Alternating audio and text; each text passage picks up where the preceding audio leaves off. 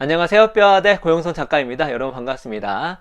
오늘은 부자 되는 법을 가르쳐 드립니다. 두 번째 시간인데요. 이 책은 제가 여러분께 말씀드렸죠. 검증이 이미 끝난 책입니다. 이 책의 초판, 1판은 2009년도에 나온 책이었는데 그 당시에 베스트셀러였을 뿐만 아니라 무려 10년 동안 스테디셀러로 자리매김을 했습니다. 그러다가 2019년도에 전면 개정판이 나오는데 전면 개정판이 나오자마자 아마존 종합 베스트셀러 7위까지 올라갔는데요. 말씀드렸다시피 10년 동안 이 책이 검증을 받지 못했다면 어떤 일이 벌어졌을까요? 개정 증보판에 막 욕이 난무했겠죠? 그러나 아마존 가셔서 이거 이제 제목을 치시면 됩니다. 치시면 600개가 넘는 리뷰가 나오는데 칭찬 일색입니다. 아마존 평점은 5점 만점에 4.7점으로 제가 아마존 평점은 리뷰가 50개 이상이었을 때 4점 이상이면 좋은 책이다. 4.5 이상이면 정말 좋은 책이다. 이 책은 4.7점.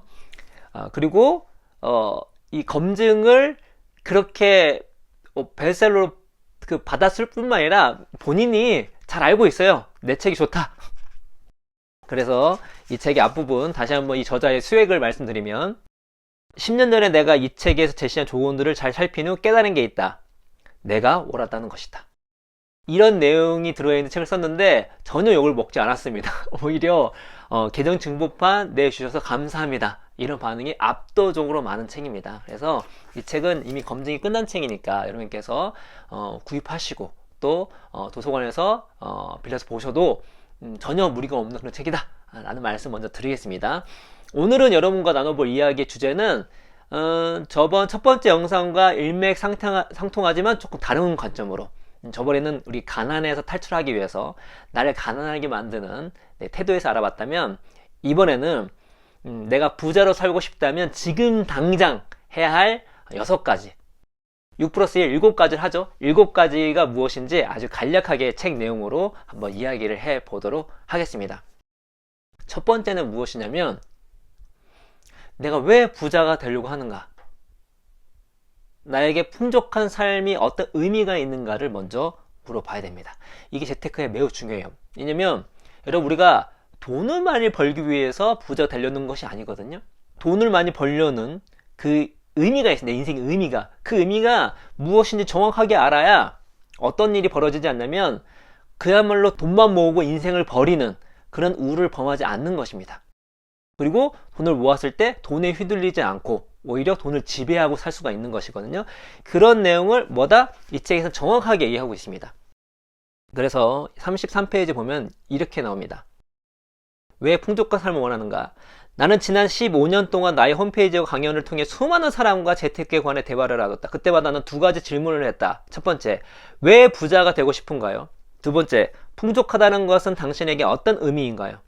대부분 풍족하다는 것이 어떤 의미인지 전혀 생각하지 않는다. 힌트를 주자면 그 의미는 사람마다 다르며 돈은 풍족한 삶의 한 부분일 뿐이다. 뭐요? 돈은 풍족한 삶의 한 부분일 뿐이다. 가령 내 친구들은 저마다 다른 것들을 중시한다. 폴은 한 끼에 $500씩 하는 미슐랭 스타 레스토랑에서 식사를 하는 걸 좋아한다. 니콜은 여행을 좋아한다. 닉은 옷 사는 걸 좋아한다. 풍족하다는 것의 기준을 의식적으로 정하지 않으면 아무 생각 없이 남들을 따라하게 된다. 나는 다음과 같은 일들을 할 수 있을 때 풍족하다고 생각한다. 저자가 얘기하는 것입니다. 돈 때문이 아니라 내가 원해서 경력과 관련된 결정을 내린다. 은퇴한 부모님이 원하지 않으면 일을 안 하셔도 되게 한다. 내가 좋아하는 것에 아낌없이 돈을 쓰고 그렇지 않는 것에 쓰는 돈은 가차없이 줄인다. 가령 나는 뉴욕의 좋은 아파트에 살지만 차를 몰지 않는다. 나는 매년 12월 아내와 같이 다음 해 계획을 세운다. 어디로 여행을 갈지, 누구를 초대할지, 50년 동안 기억될 근사한 일은 무엇일지 생각한다. 이렇게 의도적으로 풍족한 삶을 설계하는 일은 우리가 부부로서 가장 즐긴 시간 중 하나다. 본격적인 내용으로 들어가기 전에 당신에게 풍족한 삶이 무엇인지 생각해 보기 바란다. 왜 부자가 되고 싶은가? 모은 돈으로 무엇을 하고 싶은가? 이 질문에 아주 구체적으로 답하라. 당신에게 풍족한 삶이 버스가 아니라 택시를 탈 수 있는 것이라면 그렇게 해라. 난 뉴욕에 살지만 온갖 문화 행사를 제대로 즐기지 못했다는 사실을 깨달았다. 그래서 분기에 한 번씩 박물관에 가거나 브로드웨이 뮤지컬을 보기로 했다. 이렇게 의도를 갖고 선택한 일은 풍족한 삶의 일부가 된다. 꿈이 너무 작거나 혹은 터무니없이 크다고 창피하지 마라. 내가 처음 작성한 풍족한 삶의 목록에는 식당에서 에피타이저를 주문할 수 있는 곳도 있었다. 어릴 때에는 한 번도 그런 적이 없었기 때문이다. 그러다가 시간이 지날수록 나의 목표도 커졌다. 이상적인 삶을 그릴 때 당신은 무엇을 원하는가? 이거부터 하셔야 됩니다. 재테크를 시작하실 때마다 내가 왜 부자가 되고 싶은 것인지, 나는 왜 풍족한 삶을 살고 싶어 하는 것인지에 대해서 그 의미를 적어보는 거예요. 그것이 거창해도 좋고 작아도 상관없습니다. 하나여도 좋고 두 개여도 좋고 다섯 개여도 상관이 없습니다. 그렇죠? 저 같은 경우에는 아주 작은 건 무엇이냐면 말씀드렸죠? 제가 돈을 제대로 좀 많이 벌기 시작한 지가 한 5년 정도 됐는데, 내가 그 전에 작은 목표가 무엇이었냐면, 우리 첫째 딸이 초등학교 들어가기 전에 우리 집이 좀 풍족했으면 좋겠다라는 생각을 했습니다. 왜냐면 저도 가난하게 살았고 또 결혼했는데 제가 좀 실패를 하면서 뭐 가사가 안 펴지는데, 우리 딸이 이제 초등학교 되면 제가 겪었던 걸 똑같이 겪었다는 생각을 하니까 좀 괴로웠던 거예요. 그것이 제가 풍족하게 살고자 하는 되게 작은 목표였습니다. 근데 거기에 맞춰 또 어떤 목표도 있느냐, 어떤 거냐면, 저는 비즈니스를 하다 보니까 비즈니스를 성공했을 때 우리 집에 그냥 먹고 사는 거 말고는 정말 이 사회에 다 기부를 하고 싶다. 대신 이 기부를 그냥 하는 것이 아니라 냉정한 이타주의자 그 책처럼 정말 좀 효율적으로 나의 돈을 사회에 잘 쓸 수 있게끔 만들었으면 좋겠다.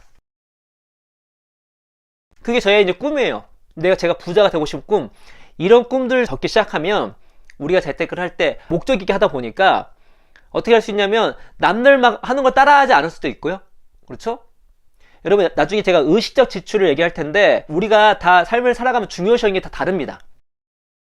여러분, 근데 돈만 모으다가 내 인생을 그냥 낭비하는 경우가 있어요. 그러니까 인생을 돌아봤더니 돈은 모아놨어. 근데 전혀 즐기지 못한 거야. 근데 내가 최소한 이거는 즐기고 싶다 하는 게 있을 수 있습니다. 그러면은 나머지 나한테 의미 없는 걸 줄이고 그거를 쓰면 되는 거예요. 왜? 그것이 내가 원하는 거니까. 그럼 어떤 일이 벌어지냐면, 내가 돈은 모아지는데 내가 나중에 부자 되면 해야지 하는 것들을 은근히 돈을 모으면서도 하고 있는 자신을 발견하게 됩니다. 그리고 나만의 길을 가게 되는 것이죠. 돈을 모았지만. 그게 뭐죠? 돈을 모아서 내가 원하는 내 삶, 주도적인 삶을 살 수가 있는 것입니다. 그렇게 하기 위해서 먼저 뭐를 한다? 내가 왜 부자가 되고 싶은지, 내가 왜 풍족한 삶을 살고 싶은지를 적으셔야 됩니다. 이게 지금 당장 해야 될 거 첫 번째고요. 두 번째는 무엇이냐면, 재무 메타인지를 높여라 라는 것입니다. 항상 우리가 뭔가를 시작할 때는 메타인지가 높아야 됩니다. 저 자신을 객관적으로 봐야 되는데, 뭐다? 나의 수입과 지출에 대해서 아주 명확하게 알고 있어야 됩니다. 특히 수입은 우리가 다변화된 케이스 별로 없잖아요. 그렇죠? 그러다 보니까, 그리고 돈 들어온 걸 우리가 잘합니다. 근데 우리가 지출을 어떻게 하고 있는지를 잘 알고 있어야 돼요.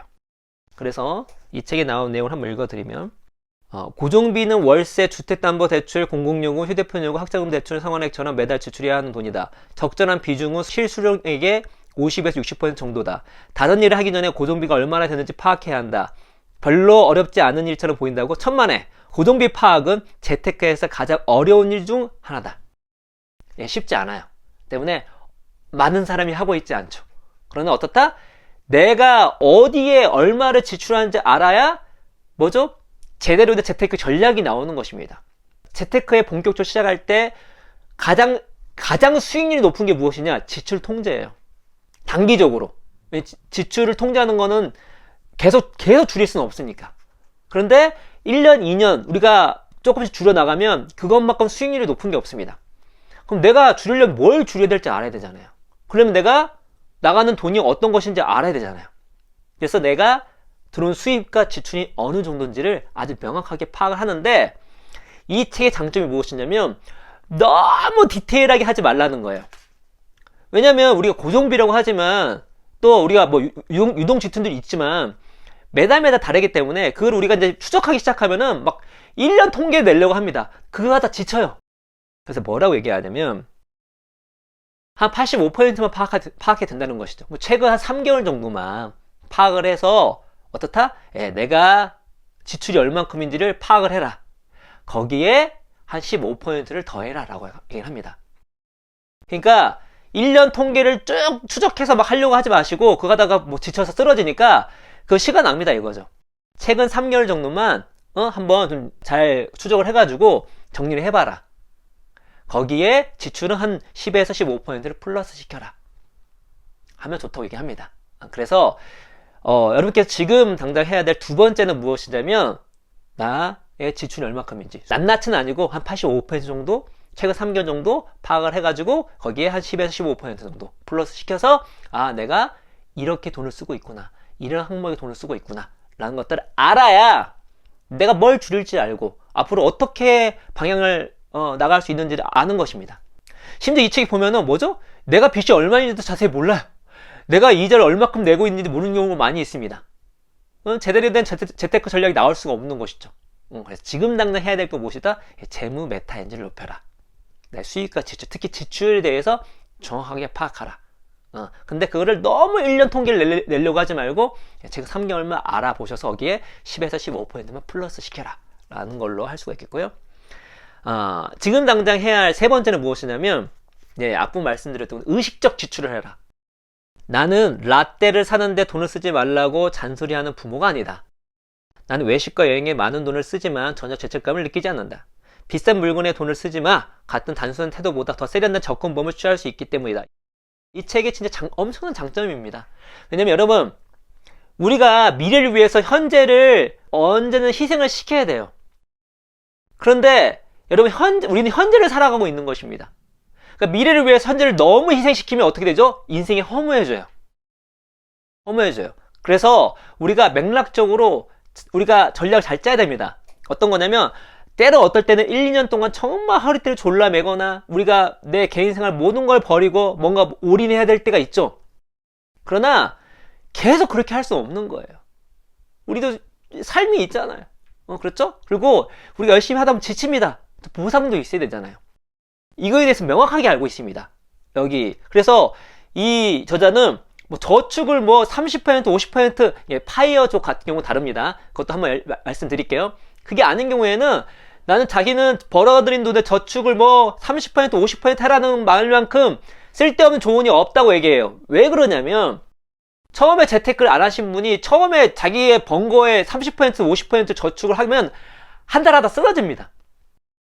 그래서 10%에서 늘려가 이런 얘기를 많이 합니다. 맥락을 알고 있는 거예요. 왜냐면 초보자가 처음부터 너무 의욕적으로 하다 보면은 습관이 안 들면 금방 포기를 합니다. 그렇죠? 뭐라고 얘기하냐면 라떼 먹지 마, 모든 거 먹지 마라고 자기는 말 안 한다는 거예요. 우선 사소한 지출까지 줄이는 것이 쪼잔하다는 생각부터 버려야 한다. 밥을 먹을 때 2.5달러짜리 콜라를 마시던 것을 아껴서 일주일 동안 15달러를 모아 영화를 보겠다고 마음먹은 것은 도전하지 않다. 이는 당신이 중시하는 가치를 의식적으로 결정하는 것이다. 안타깝게도 대다수 미국인은 의식적 지출을 배운 적이 없다. 의식적 지출이란 좋아하지 않는 일에 쓰는 돈은 가차없이 줄이고 좋아하는 일에는 아낌없이 돈을 쓰는 것을 말한다. 우리가 지출 통제를 할 때 마냥 줄이는 게 아니라 어떤 거죠? 내가 가치가 없는 것에 지출하는 경우가 많아요.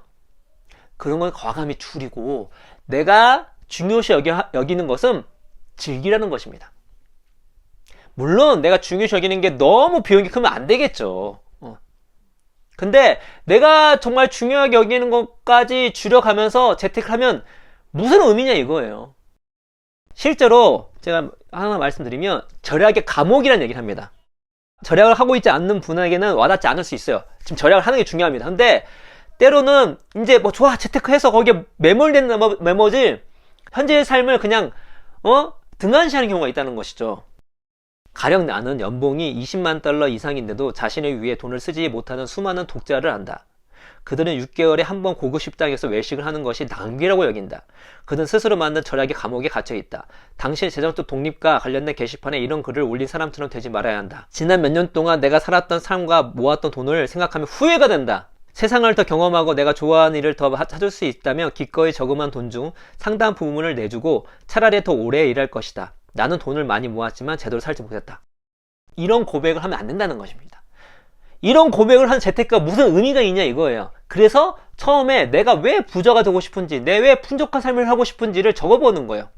그래서 거기에 부합하는 지출 행위가 있다면 그것이 내 어떤 자산의 포트폴리오에 엄청나게 마이너스 요소를 주지 않는다면 그거를 즐기라고 하는 것입니다. 그리고 내가 정말 되고 싶어하고 내가 살고 싶어하는 그 의미에 맞지 않는 무의미한 그 지출은 과감하게 최선을 다해서 줄이라는 것이에요. 이게 의식적 지출입니다. 그러면 어떤 일이 벌어지냐? 돈은 모아지면서, 그죠? 돈은 모아지면서 내 인생의 중요한 가치를 일정 부분 누릴 수 있다는 것입니다. 왜? 미래는 어떻게 될지 모르거든요. 그리고 우리는 현재를 살고 있는 것이거든요. 그래서 이 저자가 고수인 겁니다. 고수인 거예요.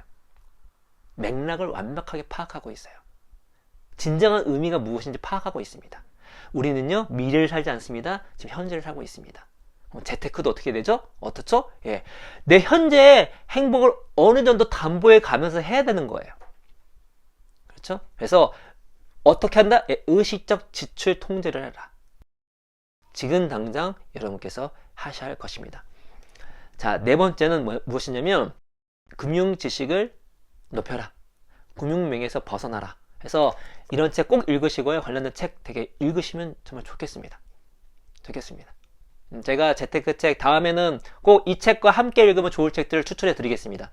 그런 책들 읽으세요. 우리나라에서 2018년도에 한 조사에 의하면 우리나라 금융 이해력이 OECD 뭐죠? 평균 이하입니다. 평균 이하예요. 우리나라에 갖고 있는 국가 경쟁력보다 우리나라 사람들의 금융 이해력은 매우 낮습니다. 그래서 이 앞부분에 뭐가 나오냐면 수익률 개념도 모르고요. 이자가 변하는지도 잘 모릅니다. 빚이 얼마나 무서운지도 모르고.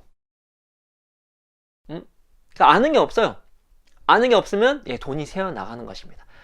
알기만 하면 돈을 벌 수 있는 게 되게 많아요. 재테크 초보일 때는 뭐죠? 재테크를 이제 시작할 때는 몰라서 돈을 잃는 경우가 되게 많다고요. 여러분 지금 퇴직 연금 보고 있다면 그게 어떤 유형으로 되고 있습니까? 그게 또 다 달라지는 거예요. 그래서 우리가 금융 지식을 높여야 됩니다. 그 위해서는 이런 책을 읽고 관련된 좋은 재테크 책을 어느 정도는 읽어야 돼요. 너무 디테일하게 기술적 분석이 그럴 필요 없습니다. 이 책에서 얘기해요. 재테크 전문가 된다고 부자 되는 거 아니라고 얘기합니다. 그래서 기본 이상을 해야 되잖아요. 금융맹은 되지 말아야 되잖아요. 그래서 좋은 양서, 재테크 양서는 주기적으로 읽는다. 그렇죠? 자, 다섯 번째로는 제가 그 전에 나를 가난하게 만든 습관들이 뭐였냐면 노자기개발. 반대로 나를 부자로 만들어주는 거죠. 자기개발을 하는 것입니다. 왜냐면 여러분 지출을 통제하는 것은 뭐죠? 한계가 있어요. 그러나 소득을 늘리는 것은 한계가 없습니다. 한계가 없어요. 네. 제가 그 전에 제가 말씀드렸잖아요. 저는 지금 건보료만 200만 원 내고 있다고. 그러니까 제가 5년 동안 벌어든 수익의 그래프는 거의 이거거든요. 근데 제가 쓰는 지출은 이게 아니에요. 지출이 그렇게 늘지도 않았어요. 그러니까 지출은 어차피 한계가 있습니다. 소득은 열려있죠. 어떻게 소득을 높이실 거예요? 어떻게? 그래서 로또요? 말씀드렸죠? 기대 수익률이 마이너스 40%이기 때문에 이거는 투자가 아닙니다. 여러분의 될 확률은 몇백만 분의 1이에요. 정말 확실한 투자 무엇이냐? 자기 개발을 하는 거죠. 그래서 이 책에서도 얘기를 합니다. 정확하게 얘기를 합니다. 의식적 지출 얘기하면서 물론 정말로 지출을 더 줄일 수 없을 만큼 빠듯하게 사는 사람도 많다. 예산을 더 줄일 수 없다면 의식적 지출 계획은 그냥 유용한 이론적 지침으로 삼아라. 우선 수입을 늘리는 일이 더 중요하다. 아낄 수 있는 금액에는 한계가 있지만 벌 수 있는 금액에는 한계가 없다. 수입을 늘리면 의식적 지출 계획을 실질적인 지침으로 삼을 수 있다. 그때까지 다음 세 가지 전략을 활용하라. 나오는데 이게 대부분 자기개발이나 뭔가 성취를 해야 돼요. 여러분이 이직을 할 때도 더 연봉 높은 데로 가려면 여러분 능력이 있어야 되죠. 실력이 있어야 되잖아요. 어떻게 실력을 키우실 거예요? 자기 개발을 해야 되는 것이죠. 다시 한번 말씀드리잖아요. 여러분 연봉을 투자 관점으로 봤을 때 우리나라 근로자 연봉의 중위값이 2,500만 원 정도 되는데 이거를 지금 현재 2% 그 이자를 받는다고 했을 때에는 15 이상을 은행에 넣어야 된다고요.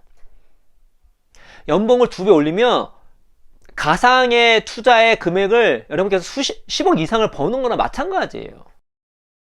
저 얘기 말씀드리잖아요. 저는 대학 중퇴라고요. 어떤 백그라운드가 있지 않았어요. 저는 순수하게 제가 자기개발을 통해서 제 가치를 높인 케이스입니다.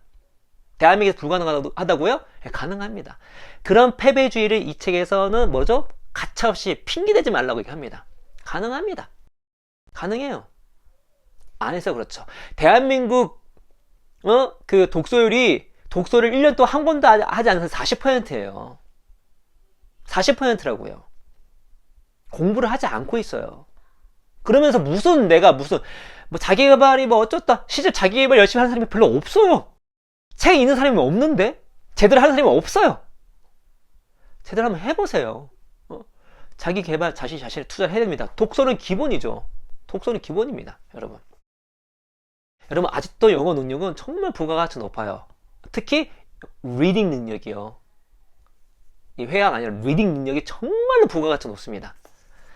그래서 여러분, 지금 당장 해야 될 거, 자기개발. 핵심이 뭐죠? 독서와 글쓰기. 이거 기본 베이스입니다. 그리고 마지막으로 6번째, 지금 당장 우리가 부자가 되기 위해서 해야 될 게 무엇이냐면, 시간에 대한 가치를 재인식을 해야 됩니다. 뭐죠? 시간은 돈이다를 머릿속에 박아야 돼요. 시간은 돈입니다. 여러 가지 의미로 그렇습니다. 여러분, 시간은 돈입니다. 그래서 첫 번째 어떤 의미냐? 장기 투자 입장에서 그렇습니다. 간단히 말해서 장기 투자는 누구에게나 통한다. 그럼에도 장기 투자라는 단어는 하품을 유발한다. 물론 결정은 당신 몫이다. 섹시한 용어를 들먹이며 뽐내고 싶은 거 아니면 나와 함께 금으로 장식된 왕자에 앉아 시종들이 야자수 잎으로 붙여주는 바람과 입에 넣어주는 포도를 즐기고 싶은가? 이 책은 당신의 돈이 어디로 새는지 파악하고 원하는 곳에 쌓이도록 도와줄 것이다. 등등등등 나옵니다. 이 책에서는 장기 투자에 대해서 엄청나게 중요시 여겨하고 뒷부분에 가면은 장기 투자를 했을 경우에 그렇지 않는 경우에 그 수익률 그래프가 나오는데 어떻죠? 여러분, 수익률 그래프는 이렇게 가요. 그렇죠? 근데 이렇게 간다는 건 뭐냐면 투자 기간이 길수록 우리가 얻을 수 있는 이익은 기하급수적으로 늘어난다는 얘기입니다. 그래서 뭐죠? 투자는 일찍 할수록 좋은 것이죠. 누가 신박사TV에서 이 책 이제 나온 영상에 댓글에 이런 게 나왔어요. 자기가 10대인데 이제 이런 걸 알게 돼서 좋다 그랬나? 아무튼 10대인데 이걸 이제 알게 된 거예요. 얼마나 축복인지 모릅니다. 10대 때 이걸 파악한다. 그리고 10대 때 재테크의 중요성과 특히 장기 투자의 파괴적인 힘을 알게 된다. 그렇다면 이 친구는 정말로 나중에 20년, 30년 됐을 때 얻을 수 있는 이익은요, 다른 사람에 비해서 압도적으로 높습니다. 장기 투자가 중요하니까 일찍 투자하는 게 좋다고 얘기하잖아요. 아마 이런 분도 계실 거예요. 저 영상 지금 보고 계신 분도 그런 분도 계실 수 있습니다. 나이가 적은 만큼 당신이 투자하는 돈은 더 많이 불어날 것이다. 하지만 나이가 많다고 해서 낙담할 필요는 없다. 나는 얼마 전 이런 수치를 못마땅해 하는 40대 여성에게서 메시지를 받았다. 그녀는 이렇게 따졌다. 그런 내용을 쓰는 이유가 뭔가요? 이미 너무 뒤처졌다는 생각에 기분이 나빠지잖아요. 그녀의 기분을 충분히 이해한다. 그래도 엄연한 수치를 무시할 순 없다. 난 현실을 그럴듯하게 포장하기보다 저축을 늘리는 방법을 비롯하여 사실을 있는 그대로 알려주는 편이 낫다고 생각한다. 그렇다. 투자를 시작하기 가장 좋은 때는 10년 전이었다. 그리고 두 번째 좋은 때는 바로 오늘이다. 그러니까 시간이 중요하다는 거예요. 시간이 돈이라는 겁니다. 특히 장기 투자는 플러스죠. 시간의 가치를 인지를 해서 내가 붓는 돈에 처연해지는 거죠. 인내심을 갖고 수익이 좀 떨어진다 하더라도 그걸 참을 수 있는 인내심이 필요합니다. 그래서 제가 늘 말씀드리죠. 인내심은 부의 한 형태이다. 인내심 자체가 부의 한 형태라고요. 장기 투자를 할 수 있기 때문에 일찍 시작할수록 무조건 좋습니다. 그래서 시간이 돈이다. 두 번째로는 이 책은 재테크의 시간을 너무 많이 쓰지 말라고 합니다. 너무 깊게 안겨도 돈 벌 수 있다는 거예요. 안정적으로. 웬만하면 다 자동화시키라고 합니다. 그래서 자동화시키는 여러 가지 시스템을 얘기하고요. 그런 의미에서 자산 배분도 얘기하고. 그래서 여러분께 돈을 벌기 위해서 너무 시간을 너무 많이 쓰지 말라는 거예요. 오히려 그 시간 때 뭘 하면 되죠? 자기 개발해서, 여러분 얘기했잖아요. 우리가 있는 돈을 불리는 건 생각보다 쉽지가 않아요. 여기 나온 대로 안전하게 꾸준하게 장기 투자를 벌면 됩니다. 근데 여러분, 소득은 위가 열려 있다니까요. 그럼 자기 개발을 해야 되잖아요. 그럼 자기 개발을 언제 하실 거예요? 시간이 있어야 되잖아요. 근데 재테크의 세세한 것만 따지느라고 거기 시간에 모든 걸 낭비하고 시작하면 어떻게 되죠? 자기 개발 시간이 없잖아요. 그래서 다 자동화시키고 어떻게 한다? 야, 시간을 벌어라. 그게 얘기했던 자기 개발 될 수 있고, 또 뭐가 될 수 있죠? 내 인생을 즐기는 게 될 수도 있는 거예요. 인생을 행복해 하니까. 그래서 시간이 중요하다. 그리고 이제 더 고차원 쪽 올라가면 뭐죠? 그래서 우리가 돈이 있으면 돈으로 고용을 하는 거죠. 다른 사람의 시간을 사는 겁니다. 내 시간을 얻기 위해서. 이게 자본주의잖아요. 자본주의 뭐죠? 자본가와 임금 노동자가 만들어가는 경제 체제입니다. 그렇죠? 그러면 돈이 좀 있어. 그래서 뭐죠? 어떤 일을 할 때 노동력을 사는 거죠. 살면서 뭐요? 나는 그 노동을 하지 않잖아요. 자본이 이 일을 하게 만드는 거죠. 어떤 사람을 통해서. 이 여러분 냉정한 자본주의 이 상황입니다. 그래서 뭐죠? 돈으로 시간을 사는 행위예요. 돈으로 시간을 사는 행위입니다. 자본주의 자본가가 그런 일을 하고 있는 거예요, 여러분. 그래서 시간이라는 가치가 얼마나 중요한지를 인식하는 게 중요합니다. 이건 여러분도 중요하고 우리 자녀들도 알면 매우 중요한 거죠. 그렇죠? 그래서 시간의 가치를 우리가 재인식해야 된다. 마지막으로는 여러분 이제 여기서 투자 얘기가 나오거든요. 투자는 자산 배분이 짱입니다. 그러니까 우리가 예를 들어서 보통 투자를 하면 우리가 어떤 잘 오르는 종목을 사거나 특정 부동산을 사거나 어느 지역에 사는 이런 것만 생각하잖아요. 여러분 이거는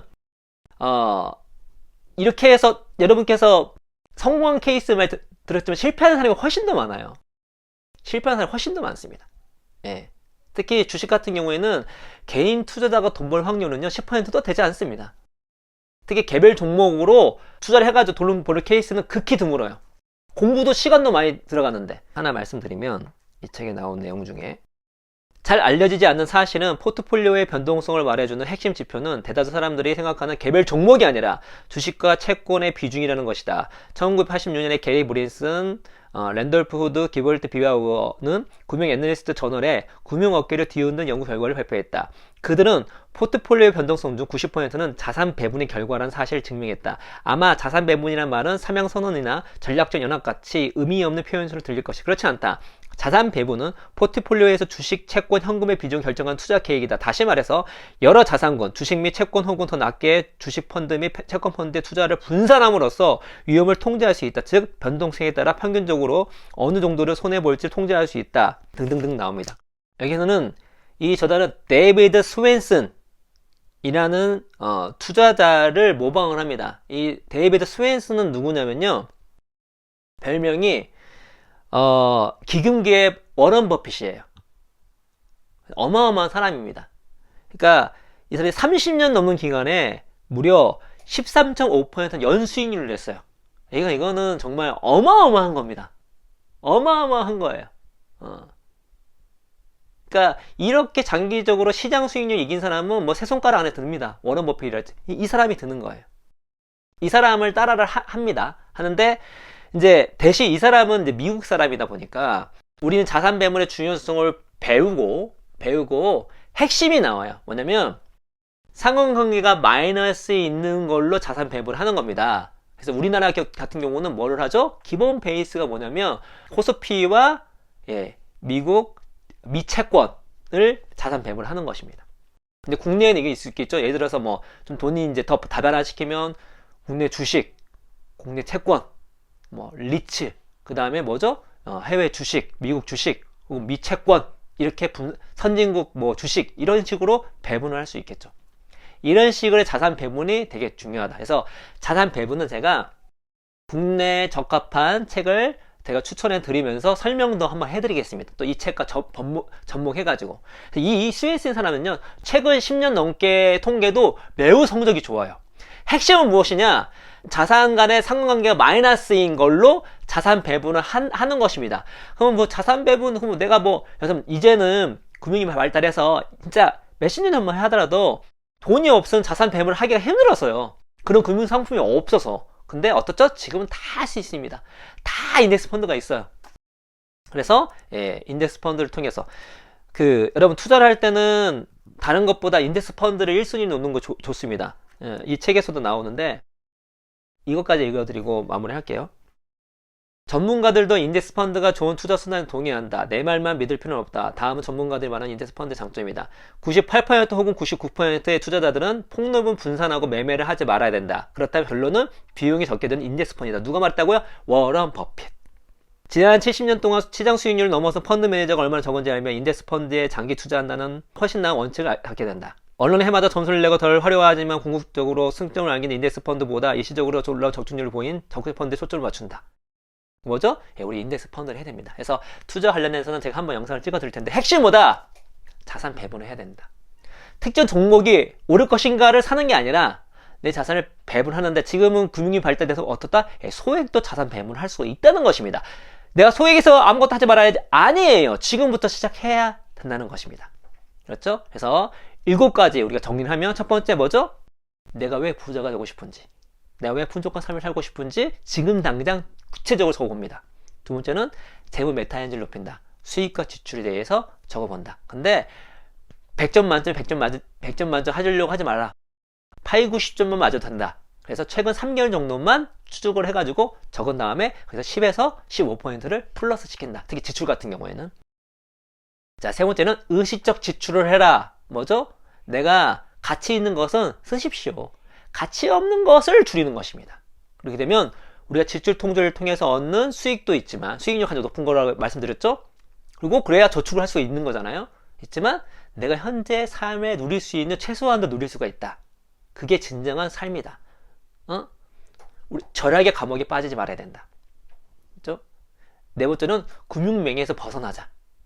우리나라 금융 이해력은 OECD 평균 이하다. 그래서 이런 책들 간간히 읽어주고 공부를 해야 된다. 그래서 정말 수익률이 무엇인지, 리스크가 무엇인지, 기준금리가 어떤 의미인지, 세금은 어떻게 나가는지, 우리가 전문가를 얼마나 신뢰할 수 있는지, 경제를 예측 가능한 것인지 이 정도는 알고 있어야 되잖아요. 공부를 해야 됩니다. 다음은 자기개발하자. 그 다음은 시간의 가치를 재인식해야 된다. 시간은 돈이다. 머릿속에 박아야 된다. 그 다음에는 자산 배분. 신경 쓰되 소액이라도 지금 당장 자산 배분을 신경 쓰자.